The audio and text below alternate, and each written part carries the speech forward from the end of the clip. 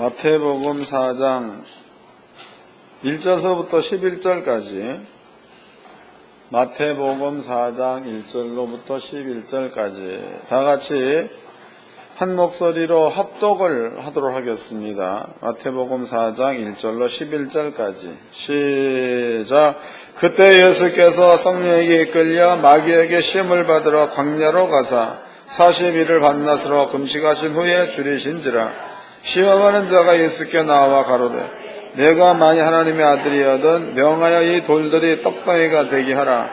예수께서 대답하여 가라사대 기록되었으되 사람이 떡으로만 살 것이 아니요 하나님의 입으로 나오는 모든 말씀으로 살 것이라 하였느니라 하시니, 이에 마귀가 예수를 거룩한 성으로 데려가서 성전 꼭대기에 세우고 가로되 내가 만일 하나님의 아들이거든 뛰어내리라. 기록하였으되 저가 너를 위하여 그 사자들을 명하시리니 저희가 손으로 너를 받들어 발에 돌에 부딪히지 않게 하리로라 하였느니라. 예수께서 이르시되 또 기록되었으되 주 내 하나님을 시험하지 말라 하였느니라 하신대, 마귀가 또 그를 데리고 지극히 높은 산으로 가서 천하만국과 그 영광을 보여 가로되 만일 내게 엎드려 경배하면 이 모든 것을 내게 주리라. 이에 예수께서 말씀하시되 사단아 물러가라. 기록되었으되 주 내 하나님께 경배하고 다만 그를 섬기라 하였느니라. 이에 마귀는 예수를 떠나고 천사에 나와서 수종되니라. 아멘. 오늘 여러분께 설명해드린 말씀의 제목은요, 시험을 대신 받은 자입니다. 시험을 대신 받은 자. 잘 깨달으시고 이런 믿음을 가지고 사시기를 바랍니다.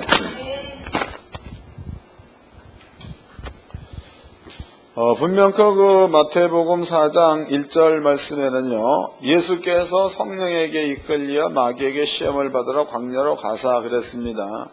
그럼 여기에서 예수님께서 마귀에게 시험을 받으러 광야로 갔다, 이런 말을 썼습니다. 시험. 그러면은 시험이라는 게 뭐냐? 시험이라는 거 성경을 찾아보도록 하겠습니다. 요한계시록 2장입니다. 마태복음 4장은 적어 놓으세요. 요한계시록 2장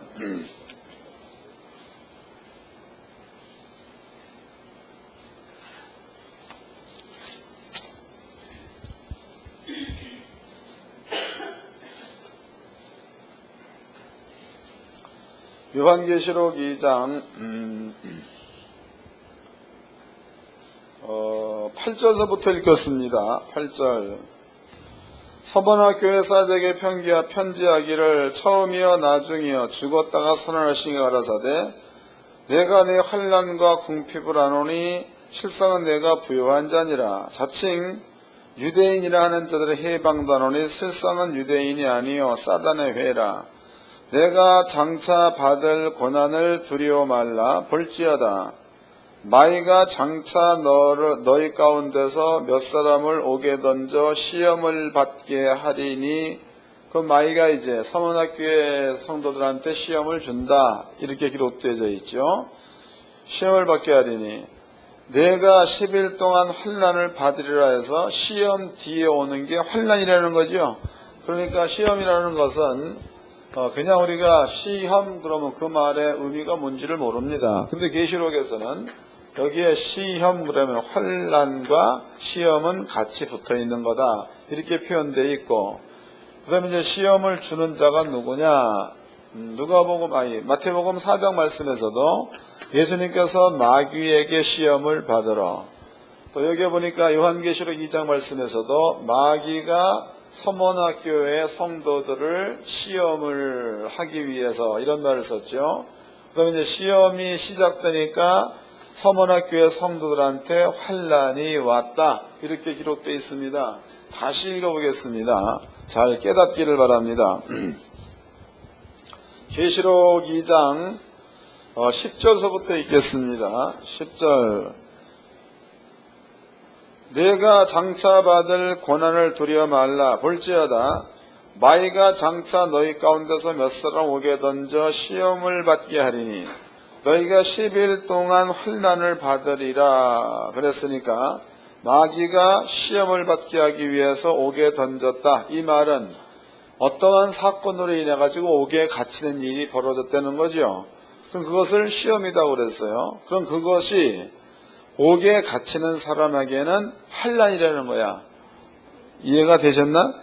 그럼 여러분들이 멀쩡히 가만히 있다가 원치 않는 일을 당해서 어려움을 겪었다. 이게 뭘 뜻하는 거예요? 시험을 받아가지고 환난에 떨어졌다. 이 말이죠. 이해됐어요? 다시 읽어드리겠습니다. 여러분들은 그 성경을 이해를 하도록 하세요. 잘 깨달아야 합니다. 10절입니다. 내가 장차 받을 권한을 두려워 말라. 볼지어다 마이가 장차 너희 가운데서 몇 사람을 옥에 던져 시험을 받게 하리니 너희가 10일 동안 환난을 받으리라. 이렇게 표현되어 있다고. 그러니까 이 말씀을 간단히 정리해 본다면 마귀가 서머나교회 성도들 가운데 몇 사람, 전체가 아니라는 거예요. 그럼 하나로교회 같은 경우에 비교해보면 하나로교회 성도 가운데에 몇 사람 이렇게 되겠죠. 네, 그런 뜻입니다. 그 마귀가 서머나교회 성도 가운데 몇 사람을 시험을 했다는 거죠. 그 시험의 결과가 환난이 그 사람들한테 찾아왔다. 그 환난은 뭐냐면 옥에 갇히는 것, 이것을 환난이다 라고 표현하고 있습니다. 그럼 이제 성경대로라면 예수님도 마귀에게 시험을 받으러 요한계시록 2장 말씀에서도 서머나교회 성도 중에 몇 사람이 마귀에게 시험 받으러 또 마귀의 시험이 시작되니까 환난 가운데 떨어지게 됐다는 것, 이렇게 표현되어 있습니다. 그렇다면은요, 성경에서 요 시험이야, 요 시험은 구체적으로 어느 때에 그 시험이 오게 되어 있는가, 이걸 한번 찾아보도록 합시다. 구체적으로. 야고보서 1장입니다. 야고보서 1장. 다 찾으셨죠? 야고보서 1장 12절서부터 읽겠습니다. 야고보서 1장 12절. 야고보서 1장 12절 읽어드리겠습니다. 시험을 참는 자는 복이 있도다. 이것이 옳다 인정하심을 받은 후에 주께서 자기를 선하신 자들에게 약속하신 생명의 면류관을 얻을 것임이니라. 사람이 시험을 받을 때에 내가 하나님께 시험을 받는다 하지 말지니, 그럼 여러분들이 시험 받을 때 하나님 여러분들 시험한다 이런 생각하지 말려는 거죠. 하지 말라. 이제 나중에 여러분들이 무슨 말인지 이게 깨달아질 거다고. 하지 말지니 하나님은 악에게 시험을 받지도 아니하시고 친히 아무도 시험하지 아니하시느니라. 그 다음에 14절 오직 각 사람이 시험을 받는 것은 자기 욕심에 끌려 미혹됨이니. 그러면 시험은 뭐 때문에 받는다는 거예요? 욕심에 끌려 미혹됨이니. 15절 욕심이 잉태한 즉 죄를 낳고 죄가 장성한 즉 사망을 낳느니라 그랬다고. 그러니까 야고보가 시험에 대한 그 확실한 얘기를 할 때에 너희가 시험을 받느냐, 왜냐? 욕심이 있다는 거지. 욕심. 그 다음에 욕심이 생기면 미혹이 된다는 거예요. 미혹. 요 말 여러분께 이제 요 말도 이해를 한번 해보도록 하자고요. 요 말. 언젠가 제가 이제 우리나라 가운데서 사기를 치는 무리들을 제가 한번 이렇게 본 적이 있습니다. 근데 그 사람들은요, 뭐 사업에다가 투자를 한다고 돈을 이렇게 모아드립니다. 돈을 모아드릴 때에 만약에 이제 1,000만 원을 낸다. 그러면은 일주일 만에 혹은 열흘 만에 1,000만 원 같으면 내가 200만 원의 마진을 주겠다라고 얘기한다 이 말이에요. 그래서 많은 사람들을 모읍니다. 그런데 일주일 만에 1,000만 원 들여서 200을 번다는 것은 일반적인 상식적인 수준에서의 마진 폭을 상당히 뛰어넘은 거다고. 이건 보통 뛰어넘은 게 아닙니다. 그러면 이제 일반 사람들이 이런 얘기를 듣게 되면은 그 사업에 대한 신빙성을 알아보기에 앞서 일주일 만에 200만 원 준다는 것에 마음을 뺏기게 되는 겁니다. 이런 형태를 얘기할 적에 욕심 때문에 미혹된 게 되는 거다고. 이해되세요? 욕심 때문에 미혹된 겁니다.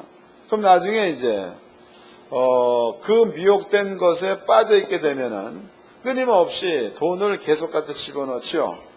그 다음에 오는 게 빚만 남아 자기 돈 몽땅 다 뜯기고 남의 돈까지 빌려다가, 왜냐면 많은 이득을 갖다 주는 거야. 그래서 다 집어넣습니다. 그 다음에 찾아오는 게 뭐냐면 결국 가난이 찾아와. 가난. 그럼 아까 이제 성경대로라면 마귀가 시험을 하게 되면 환난이 온다 그랬습니다. 그 욕심에 끌려 미혹되고 난 다음에 그 사람한테 찾아오는 것은 환난, 가난이 찾아오는 거니까. 그러면 이것은 결과적으로 하나님이 시험을 한 거예요? 자기 욕심 때문에 마귀를 땡긴 거예요? 이해가 되셨죠? 여러분들은 조금 어렵겠지만 하나님께 성도님들은 물질의 크고 작기의 개념을 좀 뛰어넘으시길 바랍니다. 그 땅에 있는 것들은 때가 되지면 불태 없을 것들이라고. 여러분들이 그 많이 가졌고 이런 것들이 중요한 게 아니고 하나님 말씀의 크기가 돈보다 더 커야 되는 거예요. 그러니까 부요입니다. 부요. 이 부요라는 것은 얼마나 큰지를 몰라. 그러나 부요라는 말씀은 우리가 있는 거 아닙니까? 근데 여러분들의 마음 가운데에 부요라는 말씀과 만약에 1억을 보자고. 1억이란 돈과 비교해 봤을 때에 여러분들의 마음에 부요라는 말보다도 1억이 더 크게 자리 잡고 있으면 안 되는 거야. 이해되는 거예요? 잘 좀 깨닫기를 바랍니다. 이제 베드로로 보자고. 베드로라는 사람은 밤새도록 그물을 던졌습니다. 고기를 한 마리를 못 잡았다고. 근데 예수님께서 깊은 곳에 가서 그물을 던져라 라는 말을 했다고. 그러면 깊은 곳에 가서 그물을 던져라 라는 그 말은 그냥 예수의 말씀으로만 있는 겁니다. 그런데 베드로가 깊은 데 가서 그물을 던졌더니 그물 속에 고기가 하도 많이 잡혀가지고 2배에 가득 실었더니 배가 잠기울 만큼 됐다라고 표현되어 있습니다. 그러면은 깊은 데 가서 그물을 던져라 라는 그 말이 2배 가득하게 고기를 잡을 수 있도록 만들어 놓은 거니까 액수가 가늠이 안 되는 거죠. 알아듣는 거예요? 다시 설명하겠습니다. 다시. 만약에 이제 5,000원 정해진 겁니다. 5,000원. 또 이제 10억 정해진 거다 이 말이에요. 그러나 하나님 말씀에서 깊은 데 가서 그물을 던져라는 그 말 가운데는 정해진 액수가 없어. 때문에 그 말씀이 1,000억이 될런지 1원이 될런지는 그 말씀과 여러분 속에 믿음이 판단이 될 부분이지 거기에 액수가 정해 있지 않다는 겁니다. 그러나 세상에서 큰 돈은 정해져 있는 거야. 1,000억 정해져 있는 거죠. 100억 정해져 있는 겁니다. 그러면 성도들이 이러한 그 부요의 말씀과 세상에서 정해진 액수야, 이 액수를 비교해 봤을 때에 세상 사람들이 크다라고 여기는 액수야, 만약에 10억, 이 10억은 크다라고 볼 수 있는 겁니다.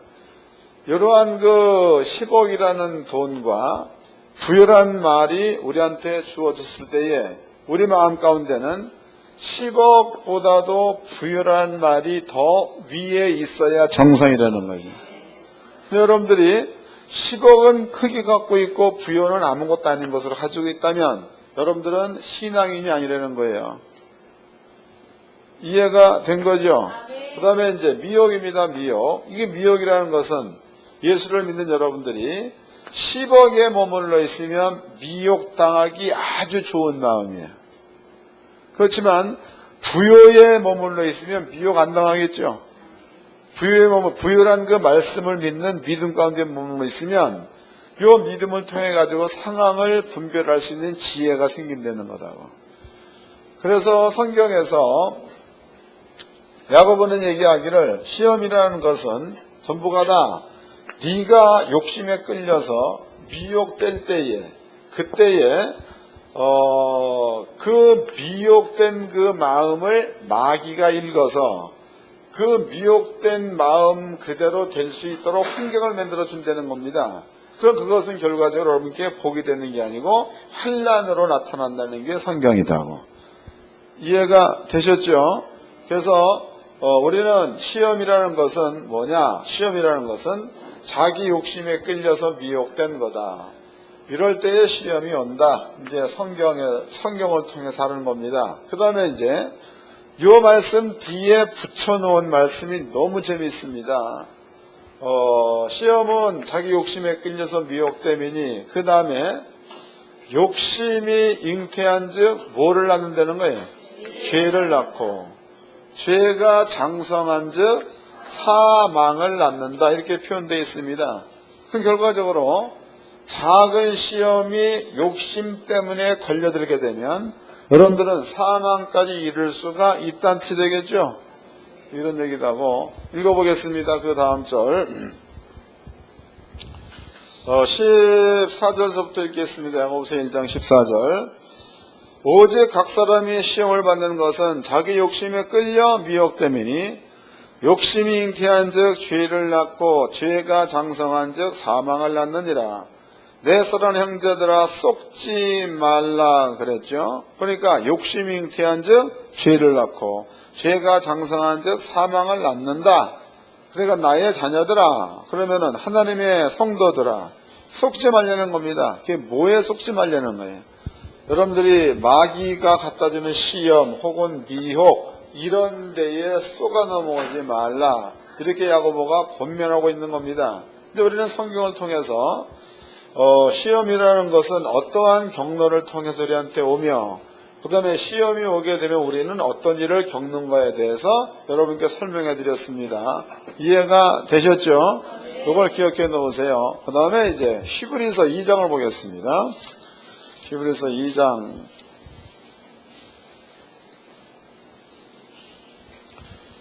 14절서부터 읽어드리겠습니다. 이것도 잘 깨달으셔야 합니다. 히브리서 2장 14절.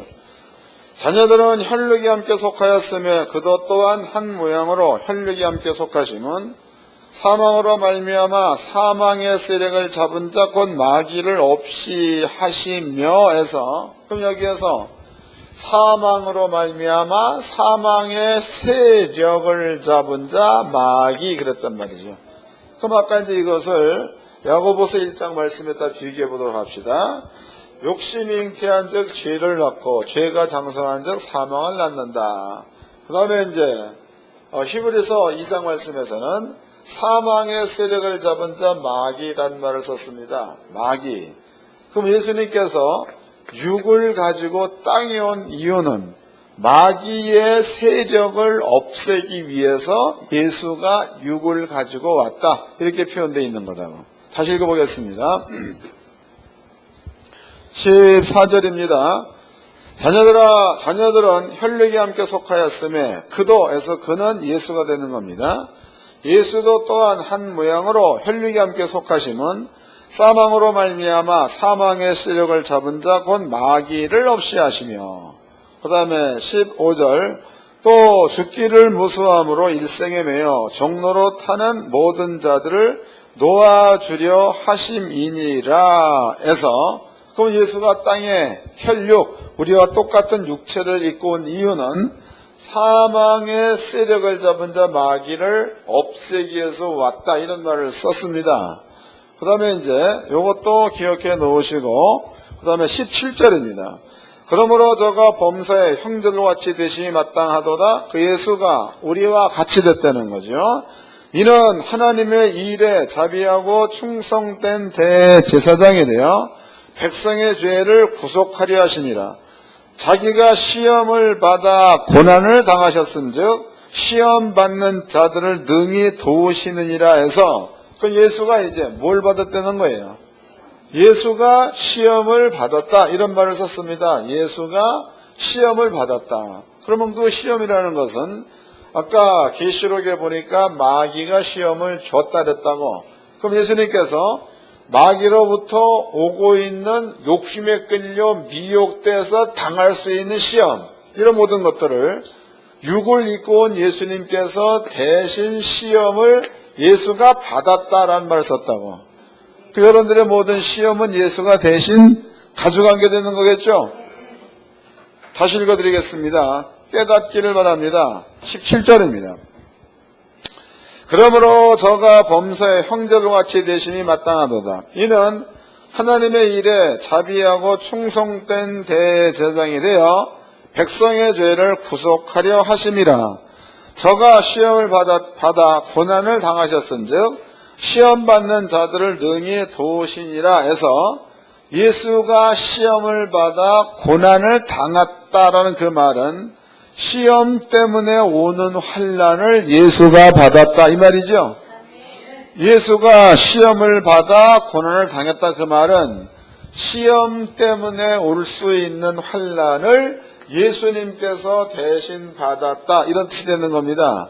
그럼 여러분들은 욕심에 끌려 미혹돼서 받는 시험까지 예수가 짊어지고 갔다가 되는 거겠죠. 이 사실을 믿으시기 바랍니다. 그 다음에 이제 히브리서 4장입니다. 4장 15절 읽겠습니다. 히브리서 4장 15절. 우리에게 있는 대제사장은 우리 연약함을 체울하지 아니하는 자가 아니요 모든 일에 우리와 한결같이 시험을 받은 자로되 뭐가 없다는 거예요? 죄가 없다. 여러분들은 죄가 있으니까 시험 받을 수 있는 건데 예수님은 죄가 없는 분인데 시험을 받았다는 거죠. 그러므로 대속이 가능하대. 대속. 그러므로 대속, 우리 대신에 시험을 받을 수가 있다. 이렇게 되는 겁니다.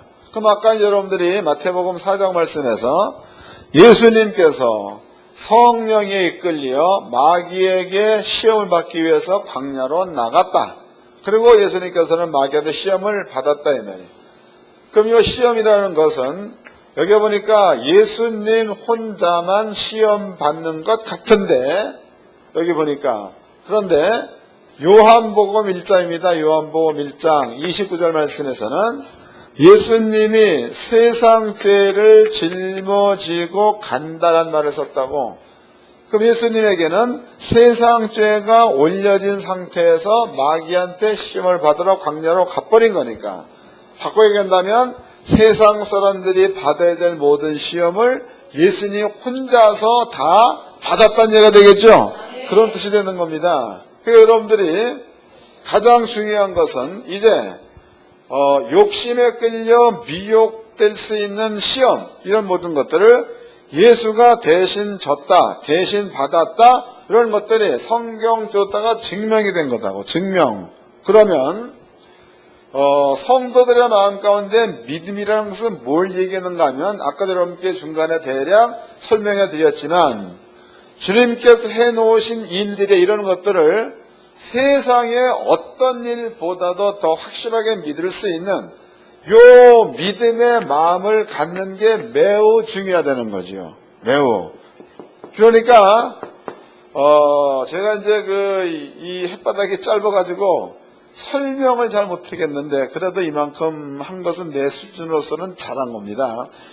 그게 뭔 얘기냐면 여러분들의 그 마음 가운데에 예수님께서 우리에게 부요를 주기 위해서 예수님께서 가난을 가지고 갔다 그랬단 말이죠. 가난.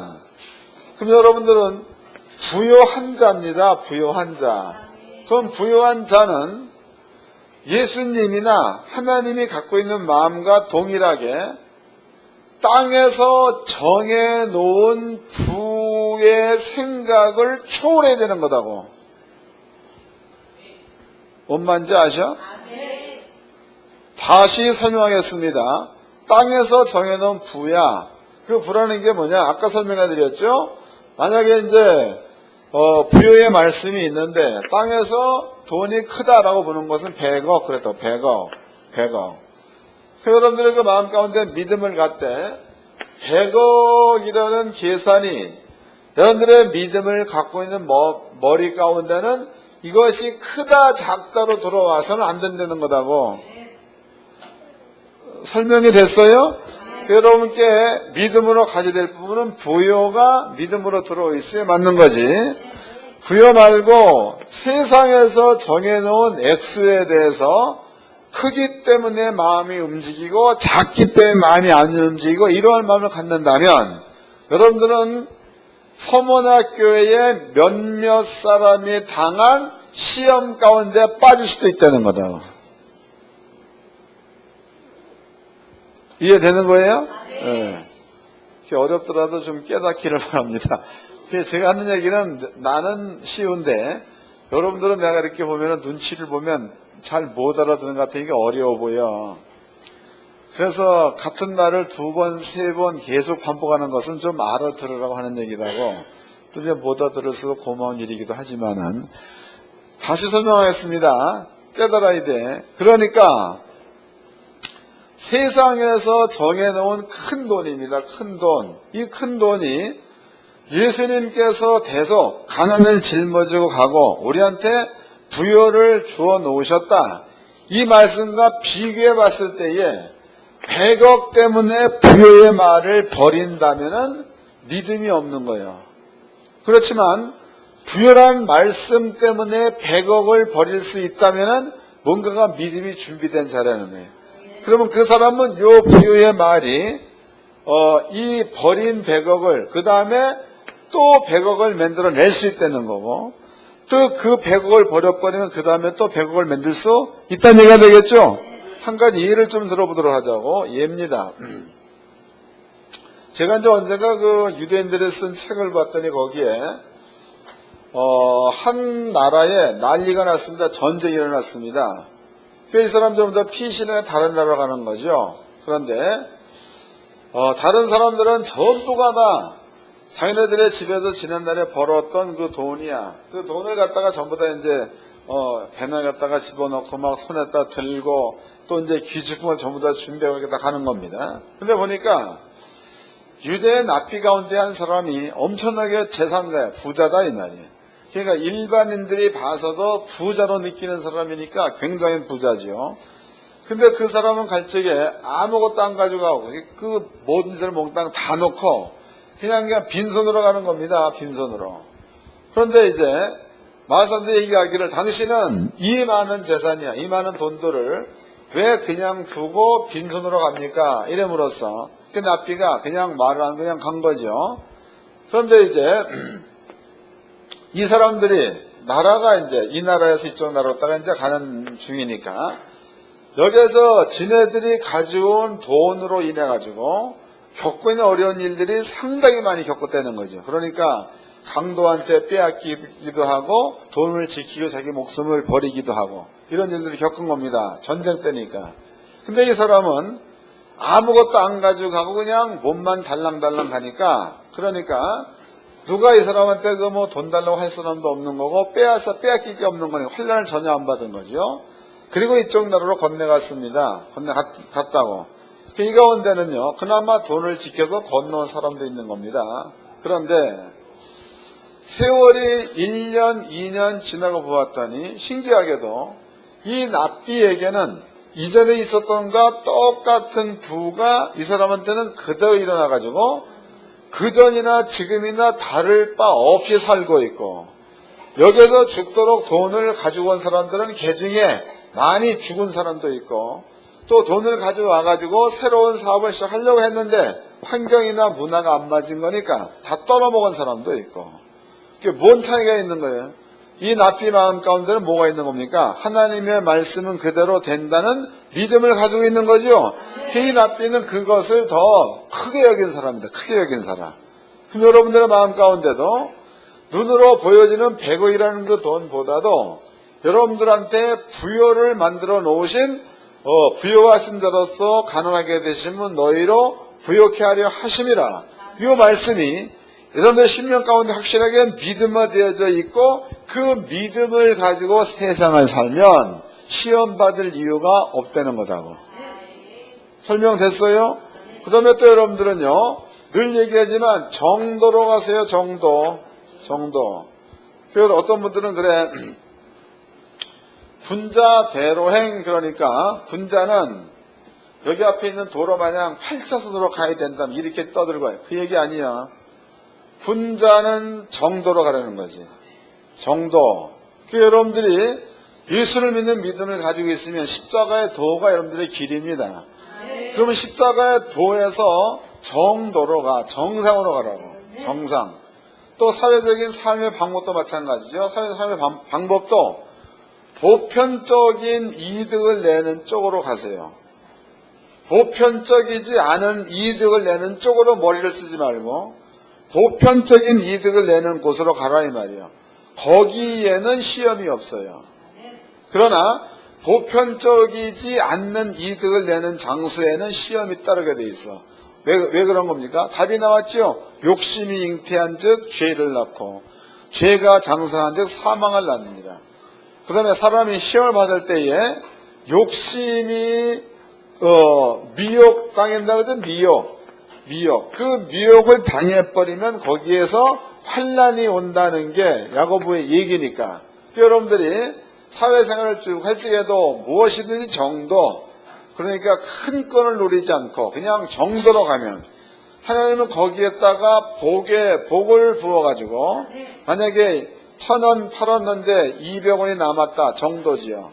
근데 하나님께서 복을 준다면 거기에다가 1,000원짜리를 다수 팔리게 만들어서 200원의 마진이 크게 만들어주는 이러한 분이 하나님인 줄로 믿으시기 바랍니다.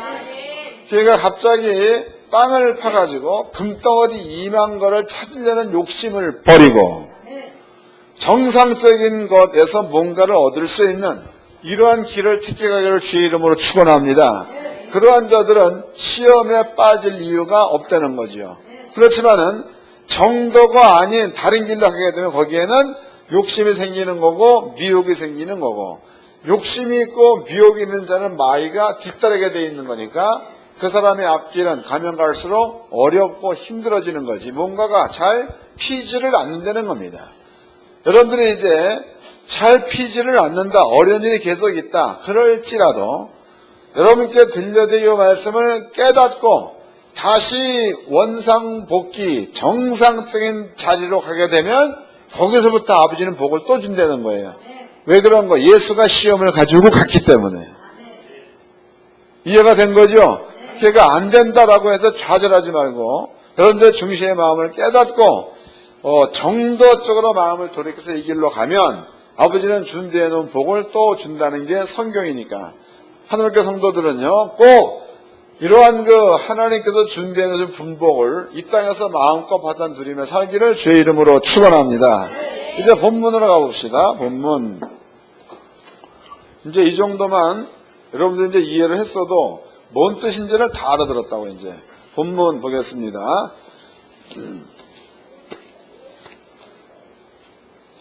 마태복음 4장입니다. 1절서부터 읽겠습니다. 마태복음 4장 1절. 그때 예수께서 성령이 이끌려 마귀에게 시험을 받으러 광야로 가사 40일을 밤낮으로 금식하신 후에 줄이신지라. 시험하는 자가 예수께 나와서 가로되 내가 만일 하나님의 아들이거든 명하여 이 돌들이 떡덩이가 되게 하라. 예수께서 대답하여 가라사대 기록되었을 때 사람이 떡으로만 살 것이 아니요 하나님의 입으로 나오는 모든 말씀으로 살 것이라 하였느니라. 이해가 되시는 거죠? 여러분들이 이 내용을 잘 모르면 이 말에 대한 감을 확 못 잡는데 이제 이것을 이해하고 나가지고 이 글을 읽어보게 되니까 뭔가가 마음 가운데 잡히는 게 있죠. 다시 읽어드리겠습니다. 3절서부터 읽겠습니다. 시험하는 자가 예수께 나와 가로되 내가 만일 하나님의 아들이거든 명하여 이 돌들이 떡덩이가 되게 하라. 4절. 예수께서 대답하여 가라사대 기록되었으되 사람이 떡으로만 살 것이 아니요 해서 떡이라는 것은 백억으로 보면 되겠죠. 그 다음에 하나님의 입으로 나오는 모든 말씀을 살 것이나 해서 이 말씀은 예수가 부요하신 자로서 가난하게 되신 너희로 부요케 하려 하심이라. 이 말씀이 되겠죠. 그 떡으로만 살 것이 아니고 하나님의 말씀을 살려는 것의 뜻은 이런 의미를 담고 있다는 거다고. 여러분들이 땅에 사는 날 동안에 그냥 대나마나 살지 말고 뭔가가 말씀을 믿는 믿음을 가지고 살아서 하나님께 칭찬 듣는 성도가 되기를 주의 이름으로 축원합니다. 옆 사람과 인사 좀 합시다. 성도답게 좀 삽시다. 한 번 더 합시다. 정도로 갑시다. 기도하겠습니다. 다 같이 한 목소리로 하나님 고맙습니다. 귀한 말씀을 깨달았은즉 이 말씀 안에서 믿음을 가지고 살게 하여 주옵소서.